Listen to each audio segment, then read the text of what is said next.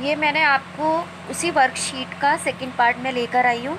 आपको मैंने first worksheet में प्लूरल तक, सिंगुलर प्लूरल तक मैंने एक्सप्लेन कर दिया था। अब मैं आपको उसी के सेकंड पार्ट में बताना चाहूँगी use of this that. This that का यूज़ किस प्रकार से किया जाता है। जो चीज़ हमारे पास होती है, नज़दीक रखी होती है, उसके लिए हम दिस का यूज़ करते हैं। एग्जाम्पल जैसे रोज़ मेरे पास रखा है तो दिस इज़ रोज़। इसी तरीके से हम दैट का यूज़ कब करते हैं, जब कोई चीज़ हमसे थोड़ी दूरी पर होती है, इसलिए हम उसके लिए दैट का यूज़ करते हैं। जैसे रॉकेट हमसे दूर है, दैट इज़ रॉकेट। इस तरीके से हम दिस और दैट का यूज़ करते हैं। चलिए यूज़ ऑफ दीज और दोज। दीज और दोज का भी यूज़ सेम इसी पैटर्न पे किया जाता है, लेकिन इसमें क्या होता है, संख्या थोड़ी इसकी ज़्यादा होती है। जैसे दीज में हमारी ये 2 काइट्स दी हुई है, लेकिन ये पास में रखी है, इसके लिए भी हम दीज का यूज़ करेंगे। और दोस्त का यूज़, जो चीज़ हमसे दूर होती है उसके लिए भी हम दोस्त का यूज़ करते हैं। लेकिन बहुत सारी चीज़ों के लिए हम जैसे दोस्त एंड दीज का यूज़ करते हैं। चलिए नेक्स्ट वर्कशीट में आते हैं हम। Use of he, she, his, her. He का यूज़ हम ही का यूज़ करेंगे, शी का यूज़ करेंगे, हिज का और हर का। तो ही के साथ हमेशा हिज और शी के साथ हमेशा हर आता है। जैसे एग्जांपल मैं बता दूं, दिस इज़ प्रिया। प्रिया कौन है, एक लड़की है, तो लड़की है यानी गर्ल है। गर्ल के लिए हमेशा शी का यूज़ करेंगे, she is a good girl. This is Rohit. Rohit कौन है, रोहित एक बॉय है, तो बॉय के लिए ही का प्रयोग करेंगे, he plays with his puppy. He के साथ अपने के लिए हिज आता है। This is a girl.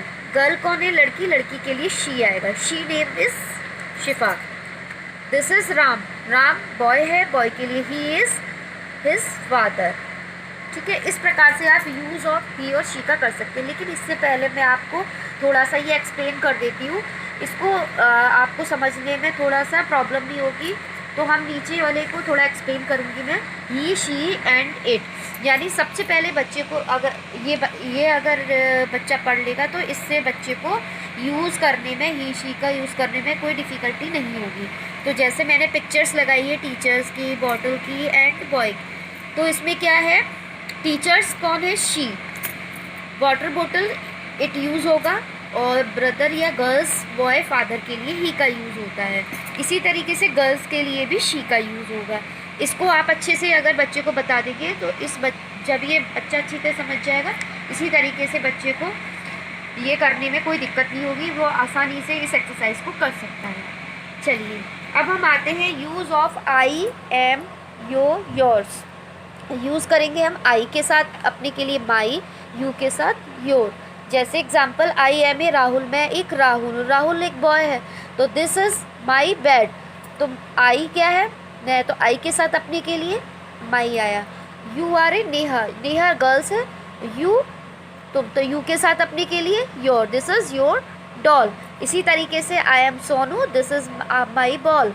You are boy, this is your bag. इसी तरीके से आपको ये बच्चे को कंप्लीट करवाना है। चलिए नेक्स्ट वर्कशीट पे आते हैं। Use of what. लास्ट में क्या होता है, जब पूरा ख़त्म होता है तो बुक में हम व्हाट का यूज़ भी बताया जाता है। क्वेश्चन वाले वाक्य आते हैं छोटे छोटे से, जैसे व्हाट इज़ दिस, तो पिक्चर देख के बच्चा बता देगा दिस इज़ मून।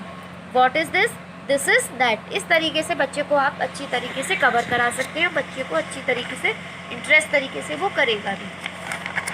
चलिए नेक्स्ट, आपके इंग्लिश में डेज ऑफ द वीक भी आते हैं, तो आप बच्चे को आप इसको लर्न भी करवाएंगे। लर्न करवाने के साथ साथ ये मैंने फिलिंग द ब्लैंक्स आपने डाल रखी है यहाँ पे, तो आप इसको कंप्लीट भी करा सकते हैं। जैसे SUNDAYMONDAY, पहले आप बच्चे को लर्न कराइए, फिर इसके बाद ये इस तरीके से आप दे सकते हैं करने के लिए। चलिए अब हम आते हैं month of the year. Month of the year भी ये है कि आपको ये लर्न करवाना है, जैसे जनवरी, फरवरी, मार्च, अप्रैल, मई, जून, जुलाई। इस तरीके से आप बच्चे को लर्न करवाइए और इस तरीके से आप एक्सरसाइज दे सकते हैं फिलिंग द ब्लैंक। लेकिन क्या है, बच्चे को आप याद कराने में थोड़ा इजी रहेगा। देखिए UARY, इसमें भी जनवरी में भी आ रहा है, फरवरी में भी UARY, तो आप ये लास्ट वाला वर्ड भी बता दें तो बच्चे को बहुत जल्दी अच्छे से याद हो जाएगा। इसी प्रकार से आप सितंबर भी बता सकते हैं, अक्टूबर भी बता सकते हैं, लास्ट में MBER आ रहा है, इसी तरीके से आप बता सकते हैं और ये बच्चे को करवा भी सकते हैं। नेक्स्ट पे आते हैं हम, ज्वाइन द वर्ड्स यानी इसको हम डूइंग वर्ड्स भी बोलते हैं। इसमें बहुत इजी तरीके से बच्चे को कोई दिक्कत नहीं होगी। जैसे BATHING बाथिंग, तो इसमें बस इसको ज्वाइन करके लिखना है। जैसे बाथिंग है, कुकिंग है, रीडिंग है, प्लेइंग है, वॉशिंग है, ड्रिंकिंग है, इसमें बस आपको ING प्लस करके ING लगाना है, ये आपके डूइंग वर्ड हो जाते हैं। चलिए हम आते हैं नेक्स्ट एक्सरसाइज पे, अपोजिट वर्ड। अपोजिट वर्ड का मतलब होता है बिल्कुल उल्टा। जैसे मैं आपको बताना चाहूँगी, कम का गो, हॉट का कोल्ड, फैट का थिन, गुड का बैड, अप का डाउन, डे का नाइट, ब्लैक का वाइट, बिग का स्मॉल। इस तरीके से आप बच्चे को लर्न करवाइए और घर पे आप इसकी प्रैक्टिस भी करवा सकते हैं। तो बच्चा इसको अच्छे से तैयार करेगा और इसकी प्रैक्टिस भी करेगा। चलिए नेक्स्ट पर हम आते हैं, जो हमारी लास्ट वर्कशीट है। इसमें है प्रीपोजिशन, यानी हमने कुछ बच्चों की बुक्स में प्रीपोजिशन होती हैं। प्रीपोजिशन जैसे ये होती हैं, इन है, ऑन है, अंडर है, बिहाइंड है, बिसाइड है, बिटवीन है, अबव है, इन फ्रंट ऑफ है। इस तरीके से कुछ इसमें वर्ड्स होते हैं प्रीपोजिशन के, आप बच्चे को याद भी करवा सकते हैं और इसको अच्छी तरीके से बच्चा करेगा। जैसे इन अंदर, ऑन ऊपर होता है, अंडर नीचे होता है, बिहाइंड पीछे होता है, बिसाइड बगल में, बिटवीन बीच में, अबव ऊपर और इन फ्रंट सामने। इस तरीके से आप बच्चे को आप करवा सकते हैं। इसके बाद मैंने यहाँ पे कुछ पिक्चर्स भी डाली है। इस पिक्चर्स के ज़रिए बच्चा बहुत अच्छी तरीके से इसको सीखेगा भी और उसको समझ में भी आएगा। जैसे मैंने बताया, ये बॉक्स है, बॉक्स के ऊपर जो बॉल रखा है उसके लिए हम ऑन का यूज़ करेंगे। ये बॉक्स है, बॉक्स के नीचे अगर हमने बॉल रखा है उसके लिए अंडर का यूज़ करेंगे। ये बॉक्स के अंदर है इसलिए इनका यूज़ करेंगे। बिसाइड का जो चीज़ बगल में होती है, बॉक्स के बगल में क्या है, बॉल है, बॉल के लिए बिसाइड का यूज़ कर सकते हैं। ये बॉक्स है, बॉक्स से पीछे क्या है, बिहाइंड के लिए हम पीछे का यूज़ करते हैं, बॉल पीछे है बॉक्स की। इसी तरीके से बॉल इन दोनों बॉक्सों के बीच में है, इसके लिए हम बिटवीन का यूज़ करेंगे। इन फ्रंट, कोई चीज़ अगर हमारे सामने होती है या हमारे, देखिए यहाँ बॉक्स के सामने बॉल है तो इन फ्रंट का सामने लगाएंगे। बॉक्स के आगे अबव क्या है, थोड़ा सा ऑन माने रखा हुआ है, इस पर अबव थोड़ा सा ऊपर है, इसके लिए हम अबव का यूज़ करते हैं। तो इस तरीके से आप बच्चे को, आप पिक्चर्स के जरिए आप बच्चे को ये प्रीपोजिशन वर्ड्स सिखा सकते हैं और बच्चा इसको अच्छे से कम्प्लीटली सीखेगा। जब ये बच्चा सीख जाएगा, इसके लिए फिर हम इसको कोई भी एक्सरसाइज दे सकते हैं। जैसे फिलिंग द ब्लैंक्स मैंने थोड़ा एग्जाम्पल के लिए डाल दिया है।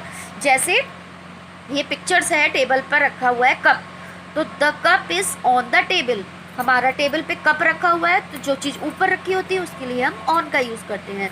The egg are in the next, यानी जो चीज़ हमारे नेक्स्ट, यानी एग कहाँ रखे हैं, हमारे घोंसले में रखे हैं, तो उसके लिए हम इनका यूज़ करेंगे।